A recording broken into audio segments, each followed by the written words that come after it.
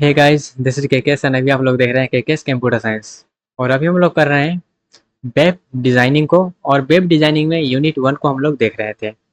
और यूनिट 1 का ये जो है वो लास्ट पार्ट होने वाला है, जिसमें हम लोग देखने वाले हैं वेब प्रोग्रामर्स टूल बॉक्स। इसको हम लोग देखेंगे और हमारा जो होगा सेटअप कर लेंगे, जो किस प्रकार से हमको जो भी वेबसाइट बनाएंगे उसको कैसे रन करवाना है, कैसे क्या करना है, सब कुछ देख लेंगे। उसके बाद हमारा जो होगा अगला यूनिट स्टार्ट होगा। ओके, तो ये होने वाला है लास्ट पार्ट। इसको थोड़ा सा समझ लीजिएगा और सेटअप करके रखिएगा, तब हम आगे जैसे ही कंटिन्यू करेंगे वैसे ही आप उसको क्या कर पाए, रन कर पा गए। ओके, तो वेब प्रोग्रामर्स टूल बॉक्स का मतलब क्या होता है वो समझ लेते हैं। तो ये web programmers tool box including tool for coding, testing and debugging, documentation and more. Essential tool including code editor like Sublime and text and VS Code and GitHub, as well as testing, debugging and tool like Chrome Dev Tool। तो इसका simple सा मतलब ये है कि हम कहाँ पे कोड को एग्जीक्यूट करवाएंगे, कहाँ पे हम उसको टेस्ट करेंगे, कहाँ पे कोई एरर आ रहा है तो डिबगिंग करेंगे, कहाँ पे चेंजेस करेंगे, तो वो उसको बताना है। उसी को बोल रहे हैं हम web programmers tool box. Okay, तो सिंपल सा हम बताएं तो इसमें बहुत सारा तरीका है, बहुत सारा सॉफ्टवेयर है इसको करने का। लेकिन हम जो यूज़ करने वाले हैं कोड एडिटर में, वो हम यूज़ करने वाले हैं वी एस कोड का। ओके, आप नॉर्मल जो नोटपैड है उस पर भी कर सकते हैं, लेकिन हम उसका यूज़ नहीं करेंगे, हम करेंगे यूज करेंगे वी एस कोड पे। लेकिन आप स्टार्टिंग में है, एज अ बिगिनर है, तो यहाँ पे मेरा सजेशन ये रहेगा कि आप क्या करेंगे, आप नोटपैड पे करेंगे। आप क्या करेंगे, नोटपैड पे करेंगे। नोटपैड पे करने का इसलिए बोल रहे हैं ताकि आपके एग्ज़ाम में ये आएगा। तो एग्ज़ाम में जब आएगा तो आपको जो है टोटल कोड याद होना चाहिए उसको करने के लिए, कोड का पूरा आइडिया होना चाहिए।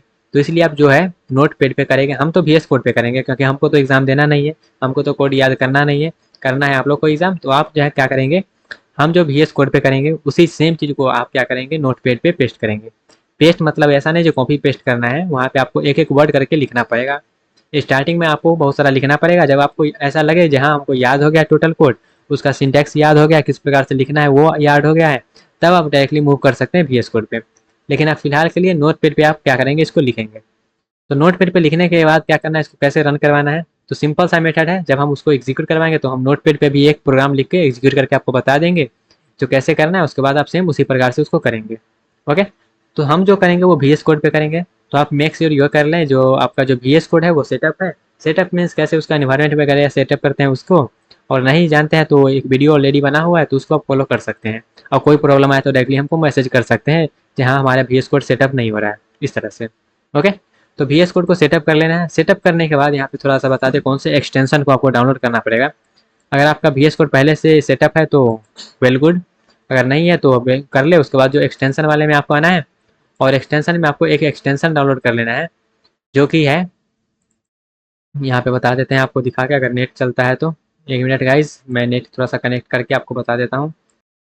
ओके, तो यहाँ पे आप देख सकते हैं कौन सा एक्सटेंशन को आपको डाउनलोड करना है। सिंपल सा ये जो है लाइव सर्वर, ये वाला एक्सटेंशन को आपको क्या करना है, इंस्टॉल कर लेना है अपने वी एस कोड में। इसको कर लें, इसको इसलिए कर रहे हैं ताकि हम जो भी यहाँ पे कोड लिखेंगे उसको हम रन करके उसको लाइव करके देख सकते हैं।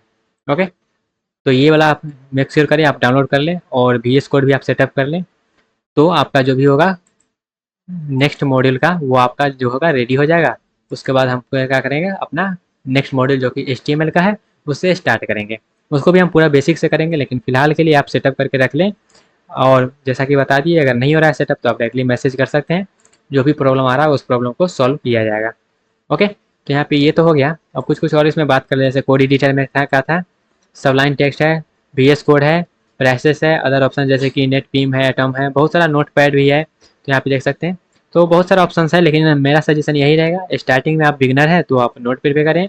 और आपको अगर थोड़ा सा याद हो गया सिंटेक्स वगैरह किस प्रकार से रहता है, तो आप वी एस कोड में कर सकते हैं। वी एस कोड में क्या होता है ना, एक चीज़ लिखते हैं तो वहाँ पे उसका सजेशन देने लगता है, वो चीज़ लिखा लिखाया आ जाता है, इसलिए हम सजेशन स्टार्टिंग में नहीं करेंगे ये। ओके, लेकिन बाकी आपकी मर्जी। उसके बाद इसका सोर्स कंट्रोल जैसे कि गिटहब है, टेस्टिंग एंड डिबगिंग टूल हम कर सकते हैं उसको, जो है उसका डॉक्यूमेंटेशन जैसे कि अपनी, उसके बाद डॉक्यूमेंटेशन मतलब जो भी चीज़ आप वहाँ पे टैग वगैरह यूज़ कर रहे हैं उसको कहाँ से रीड करना है उसके बारे में। अदर इसेंशियल टूल जैसे कि नेटवर्क एंड आईपी टूल्स हो गया, एपीआई टूल्स हो गया, प्रोजेक्ट मैनेजमेंट टूल हो गया। तो ये सब जैसे जैसे हम आगे बढ़ेंगे सब के बारे में थोड़ा बहुत आइडिया देते रहेंगे। ओके, तो आई होप आपको क्लियर हो गया होगा गाइज। अब वेब डेवलपमेंट जैसे कि बूटस्ट्रैप, सीएसएस, तो ये सब हम लोग करने वाले हैं। किस प्रकार से करेंगे, आगे बढ़ते रहेंगे, करते रहेंगे। तो गाइज ये रहा हमारा यूनिट 1। यूनिट 1 का एक बार हम स्टार्टिंग से ओवरव्यू दे दें तो सबसे पहले हमारा यूनिट का नाम क्या है, fundamentals of internet and web technology. Internet के बारे में और वेब टेक्नोलॉजी के बारे में जानना है, उसका फंडामेंटल, उसका बेसिक के बारे में जानना है। तो सबसे पहले हम इंटरनेट जाने, उसके बाद इंटरनेट कैसे काम करता है वो समझें। उसके बाद हमने डब्ल्यू के बारे में और डब्ल्यू कैसे काम करता है वो समझे। उसके बाद इंटरनेट और डब्ल्यू के बीच में हमने जो भी डिफरेंसेस है वो देखें। उसके बाद हिस्ट्री के ऊपर आए, मतलब वेब का हिस्ट्री, उसके बाद वेबसाइट का हिस्ट्री, उसके बाद हमने होम पेज का हिस्ट्री, उसके बाद डोमेन नेम का हिस्ट्री, उसके बाद हमने वेब ब्राउज़र का हिस्ट्री, उसके बाद वेब सर्वर का हिस्ट्री, उसके बाद हम ये देखें कि वेब सर्वर आखिर काम कैसे करता है। उसके बाद क्लाइंट सर्वर आर्किटेक्चर को हम समझें। उसके बाद 3 टायर एप्लीकेशन के बारे में समझे हम। उसके बाद जो मेरा है वो कैसे आपस में डिस्ट्रीब्यूट रहता है वो समझे थे। उसके बाद जो हमारा है इंटरनेट एमंग, उसके बाद वेब होस्टिंग को समझे। वेब होस्टिंग को समझने के बाद हम लोग आगे बढ़े और जो है यूआरएल के बारे में समझे, एमआईएमई के बारे में समझे, उसके बाद एचटीटीपी प्रोटोकॉल के बारे में समझे।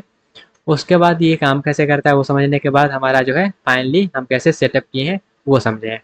ओके, तो आई होप आपको सब कुछ समझ में आ गया होगा और आप सेटअप भी करके रख लीजिए। जो भी प्रॉब्लम है उस प्रॉब्लम बताइए और हमारा जो है अब नेक्स्ट से हमारा होगा यूनिट 2 स्टार्ट, जो कि होगा बेसिक्स ऑफ एचटीएमएल। ओके, तो मिलते हैं आज अपने अगले यूनिट के साथ। तब तक के लिए bye bye, tata, take care, all the best.